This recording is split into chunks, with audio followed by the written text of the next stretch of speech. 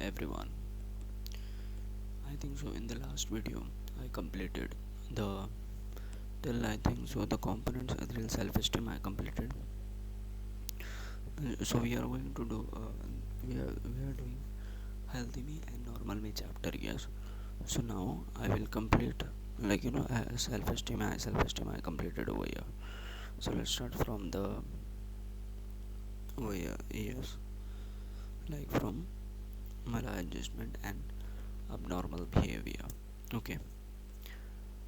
It's very rare to find an individual possessing all the criteria of a well adjusted individual. Some people may show some criteria while other may be high on some other criteria. We must try to seek these qualities and try to become well adjusted individual. We are not well adjusted individual to all time. We may experience some level of discomfort in certain situation. The degree of adjustment changes according to the situation and time. Some people have low frustration tolerance to the situation, and which may lead to maladjustment, which means not being well adjusted. Sometimes when traumatic effects of the situation continues for a longer period, person gets burnout. It further leads to mental disturbance, which creates abnormal behavior. We will take a deeper look into what is termed as abnormal behavior in the next part of the chapter. So actually यहाँ पे क्या दिया कि adjustment of abnormal behavior, ये एक एकदम rare चीज़ है कि आप है ना हर एक सिचुएशन में एडजस्ट नहीं कर पाते हो खुद को। ठीक है, अगर जो इंसान एडजस्ट कर लेता है खुद को तो उसको बोलते हैं वेल एडजस्टेड पर्सन। अभी यहाँ पे तो सभी लोग वेल एडजस्टेड तो है नहीं। हमारे लाइफ में प्रॉब्लम्स तो बहुत आते हैं कि जैसे कि आप कहीं भी कुछ सोच के जाते हो पर लेकिन वैसा नहीं होता, पर लेकिन आप जो सोच के गए हो और एक्चुअल में वैसा नहीं हो रहा है तो आपने खुद को एडजस्ट कर लिया ना वहाँ पे, तो वो अलग बात है। अभी एक्टिविटी 7 पे देखेंगे, what comes to your mind when you hear the word abnormal, does it mean some time different from your or something you have not seen or something you don't approve. मतलब इसमें क्या बताया कि जब भी आप abnormal के word को सुनते हो आपके दिमाग में क्या आता है, एक पागलपन, एक मेंटल रिटार्टेड, कुछ ऐसा ही आता होगा ना। अब नॉर्मल जैसे कि उसका बिहेवियर वो थोड़ा सा मेंटल टाइप है, ऐसा कुछ आता होगा। ठीक है, एक्टिविटी 8 में देखते हैं, think about the following situation, try and apply the criteria for abnormality that you came up with on these cases and try to judge if they could be called abnormal. Samir likes to dress up like girls. Sameer को लड़कियों का कपड़ा पहनना पसंद है. Kushal is confused about his sexual orientation. After marriage, Shoaib went to live with his in-laws. Joseph loves to be alone and travels alone. Dalnas is introvert and does not like to mix with anyone. इसमें से मतलब जैसे कि समीर को लड़की के कपड़े पहनना पसंद है, कुशाल बहुत कंफ्यूज है अपने सेक्सुअल ओरिएंटेशन को लेके. शादी के बाद शोएब अपने अपने सास ससुर के साथ रहने लग गया. जोसेफ को अकेले रहना और घूमना पसंद है. डेलनास बहुत इंट्रोवर्ट है और वो किसी के साथ घुलती मुलती नहीं है. तो आपको क्या लगता है कि इसको अब नॉर्मल बुलाना चाहिए कि नहीं? अगर कोई लड़का लड़की कपड़ा पहन रहा है तो वो पागल टाइप है? नहीं. ठीक है, are the above mention behaviour really abnormal according to your criteria?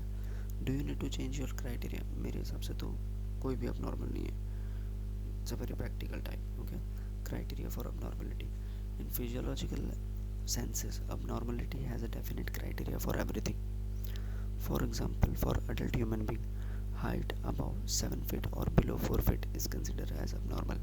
मतलब जैसे कि अगर क्राइटेरिया क्या क्या बिछाया गया है abnormality के लिए, अगर आपकी हाइट फिजिकल से देखा जाए फिजियोलॉजी के हिसाब से 7 फुट के ऊपर है और 4 फीट के नीचे है, मतलब बौना या काफ़ी लंबा, तो यहाँ पे अपना abnormal भी है बुलाया जाएगा. Physical health is clear parameters but it is not so in case of mental illness. Physical में आपको दिख रहा है ना प्रॉपर, लेकिन मेंटल इलनेस में आपको पता नहीं चलेगा कि वो कितना पागल टाइप है. In psychology certain efforts are made to define abnormality in terms of intensity, duration, pervasiveness of the behavior and functional level of the individual. Psychology में कुछ एफर्ट्स को डिफाइन किया गया है अब नॉर्मलिटी के इंटेंस को, ड्यूरेशन को, परसिस्टेंस ऑफ बिहेवियर और उसके लेवल फंक्शंस ऑफ इंडिविजुअल। जैसे कि समझो फिजिकल में आपको दिख रहा है, लेकिन मेंटल, साइकोलॉजिकल, मेंटल अब नॉर्मलिटी आपको दिखेगा नहीं जल्दी, पर कुछ पैरामीटर लगा कि हम समझ सकते हैं। Let us understand what abnormal behavior is. Abnormal behavior is defined as the behavior that is disturbing, distressing, maladaptive, like for example socially unacceptable है, self defeating है, and often it is a result disorder thoughts for a long period of time. abnormal उसी को हम बोला जाएंगे जो majority of cases में acceptable नहीं है वो बिहेवियर, ठीक है, और सेल्फ डिफीडिंग है, और ऐसा कुछ थॉट जो लंबे समय तक पागलपन का बना रहे, ठीक है। Activity 9, following are the example of few abnormal behavior. Inspect them closely. Some examples are grouped together. Try to reason why the criteria on which the example mentioned below are abnormal.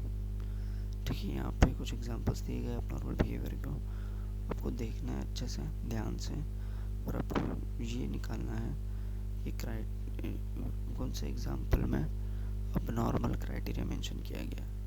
ठीक है, example, Malik feels that somebody is constantly watching over him and spying over him. Madhura constantly washes her hands, claiming that there are germs everywhere. Jahangir derives great pleasure in breaking the rules. Shama is IQ very low from the standard average. Or Shehnaaz feel extremely low throughout the day. She is able to perform her normal duties well, but she feels constantly unhappy. She cries every night. Shraddha feels so lethargic that she cannot get out of her bed. She cannot take care of herself. She cannot do her day-to-day function adequately.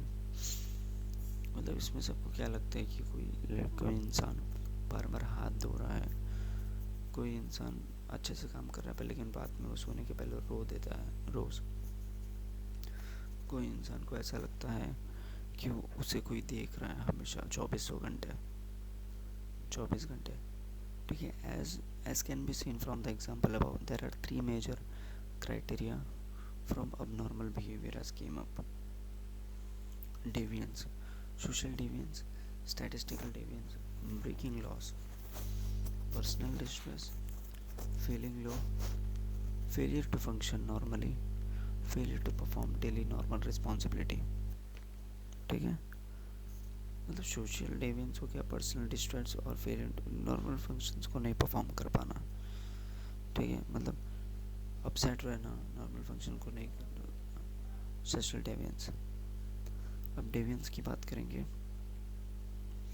Look at the example of Malik, Madhura and Jahangir above. Malik Madhura shows a form of thinking that is unreal and deviating from the normal thinking. ठीक है, मतलब अभी मधुरा, मलिक और जहांगीर के बारे में देखेंगे कि ये totally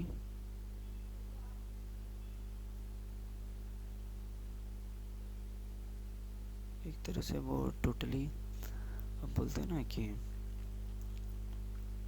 it is totally one of the undeviating thing, मतलब कुछ भी सोच है। जहांगीर displace a behaviour which is against the set laws of the state hence deviant. Shama is IQ on which is lower than average. Statistically speaking, such people are rare to find. This statistically Shama is deviant. देखो शर्मा सबसे अलग है क्योंकि उसकी ऐसे लोग बहुत कम पाए जाते हैं ना दुनिया में। Generally when a particular behavior is performed or display by majority of people, it is considered as normal behavior. So any person who does not follow such behavior which is harmful to self as well as other is considered as abnormal.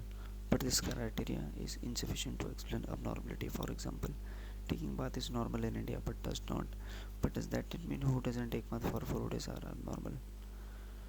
मतलब रोज नहाना अलग बात है, पर लेकिन अगर 4 दिन हफ्ते में कोई नहा रहा तो इसका मतलब ये नहीं भी abnormal. Even according to the cultural norm, something which is considered as normal in one culture can be considered as abnormal in another culture. Example, being homeless is considered as abnormal in some culture, whereas it is be considered normal in some other culture. Lying air वैक्यू।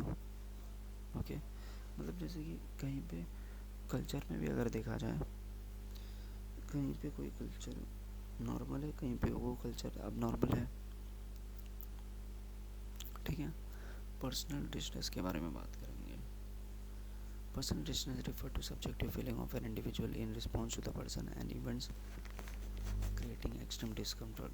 Personal distance वो होता है कि एक subjective feeling है individual के level पे, individual response अब कुछ पर्सन को और इवेंट्स को गलत तरीके से करता है, उसको अनकंफर्टेबल फील होता है, तब वो रिस्पॉन्स करता है। फिर उसके बाद look at the example of Shahnaz. Shahnaz can perform every day duties well. There seems to be no problem in her performing the task. However, she feel extremely low inside. Shahnaz रोज अच्छे से करती है पर उसको अंदर से बहुत लो फील हो रहा है ना। Many times individuals do not pay attention to their psychological symptom, withdrawal, etc. casually. They are not aware of problem their families face due to this. मतलब ज़्यादा करके इंसानों को साइकोलॉजिकल कंडीशन पे ध्यान देते नहीं वो लोग, अगर देते भी है तो इतना फोकस नहीं करते वो चीज़ पे। और वो सिम्टम्स स्टार्टिंग के सिम्टम्स है ना, अभी इम्पेयर्ड फंक्शनिंग, ठीक है। Look at the example of Shraddha. She can hardly get out of the bed and perform her daily chores of responsibility. Here we can see that by normal day-to-day function seems to be impaired. ठीक है, this type of abnormality means that people cannot fulfill appropriate and expected roles in the family and social work-related situation.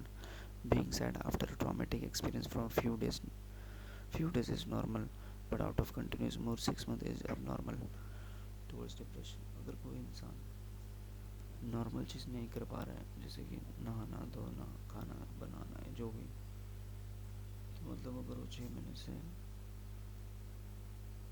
ज़्यादा वो चीज़ कर रहा है तो वो अब नॉर्मल की कैटेगरी में आ जाएगा, ठीक है, पूरा का पूरा अब नॉर्मल कैटेगरी में आ जाएगा।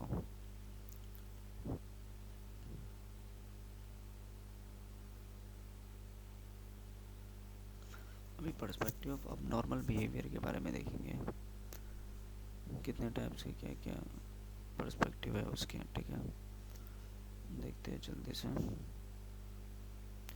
There are primarily 7 psychological perspectives of abnormal behavior. Apart from that, stress, the thesis model, and biopsychosocial model are also considered.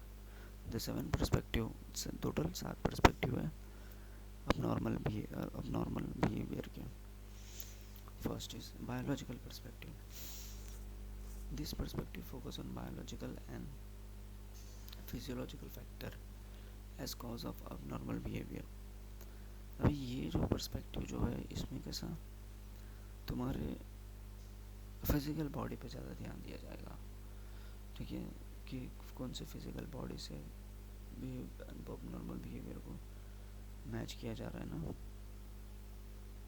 ठीक। तो यहाँ पे क्या दिया गया है, abnormal behavior is treated as a disease and mental illness and diagnosed through symptoms cured through treatment. Hospitalization and drugs are often preferred method of treatment rather than psychological intervention. Okay.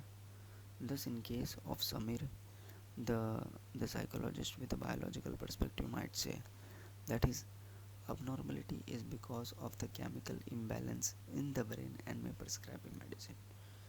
मतलब जैसे example में biological perspective के हिसाब से देखेंगे अब normal behaviour को, एक मेडिसिन के हिसाब से, मतलब उसके बॉडी में के केमिकल रिएक्शन हो रहे हैं तो उसको मेडिसिन दे के ठीक किया जाएगा, ठीक है। सोशल कल्चर पर्सपेक्टिव, अब normal behaviour learn with social context with ranges from family, friends and society. Culture aspects are acquainted through learning about particular social norms which are believed to be important. Example में देखेंगे anorexia nervosa and bulimia are found mostly in Western culture where they give more importance to female body, ठीक है। Sociological perspective के हिसाब से बोलते हैं ना कि तुम्हारे कल्चर और कम्युनिटी को ज़्यादा ध्यान दिया जाएगा उस perspective, behavioural perspective. They believe that abnormal behavior is developed from the ineffective learning conditioning. Treatment are designed So to reshape and maladaptive behavior with the help of principle of reinforcement and punishment. ठीक है, मतलब treatment को इस हिसाब से design करेंगे कि उसके बिहेवियर ही चेंज हो जाए ना. अभी evolutionary perspective, a central claim of evolutionary perspective is that the brain evolved to solve problem encouraged by our ancestor. Humanistic perspective, those who believe in humanistic focus, psychodynamic and then cognitive means decision लेना और देना जो भी. ठीक है, फिर उसके बाद आएगा stress. Swapnil and Sumit both faced financial difficulties, experienced parental dispute. There was no social support for both of them. In spite of this adverse condition, Swapnil managed to progress in his career like a brave fighter, whereas Sumit went into depression. We can see that in spite of experiencing same adverse environmental condition, both of them reacted to those situations differently. Okay? Differently. This can be explained in the help of stress diathesis model. According to this model, disorder is a result of both biological and genetic factor and life experience. Nature and nurture. Those who genetically predispose towards a particular disorder and experience environmental risks are more likely to show abnormal behavior. The word diathesis refer to vulnerability of an individual towards the particular disorder. मतलब यहाँ पे जैसे कि same ही condition में कोई दो लोग, अगर जिस हिसाब से जो ज़्यादा दिल पे लेगा वो बुरा हो जाएगा, जो ज़्यादा दिल पे नहीं रहेगा वो आगे बढ़ जाएगा, इस हिसाब से समझिए. ठीक है, फिर biopsychological model. Example, a child of depress mother who is constantly exposed to physical abuse from his father for a long period of time, who is not accepted by schoolmates due to her low performance, he will more likely to experience depression himself. मतलब अगर एक ऐसा बच्चा घर पे बहुत मार कर रहा है और उसे स्कूल में भी एक्सेप्ट नहीं किया जा रहा है उसके दोस्त लोग, तो वो उसको जो है वहाँ पे ज़्यादा चांसेस है कि उसको डिप्रेशन हो जाएगा. This example can be explained in biopsychological perspective. The term biopsychological refer to the interaction of biological and psychological and socio-logical behavior factors. It means that if a person is exposed to towards environment condition during early childhood will make him more vulnerable.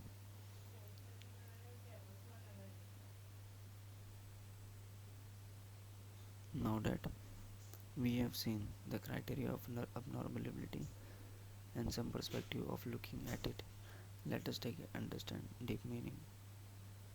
Okay, अभी यहाँ पे हम देखेंगे challenges of, कितने challenges होते हैं एक adult को. As you might have realized from the perspective activity above, there has been a world change in your from then and now. Adolescence is called period of storm and stress experiences. Okay, अभी यहाँ पे हम देखेंगे सबसे पहले sexual orientation. Some of the adolescents gets attracted towards same sex person or towards both in men and women. Sexual orientation भी एक problem है ना, चैलेंज है. ठीक है, कि आप अपने सेम अट्रैक्शन पे जा रहे हो. Gender identity is a perception of one's own gender which may be or may not be corresponding to other sex. फिर बुलिंग, तो आपको पता है कि बुलिंग का सबसे बेस्ट एग्जांपल मैं अगर दूंगा, जो इंसान खुद बुली होता है वो दूसरों को बुलिंग करने की कोशिश करता है. सिंपल,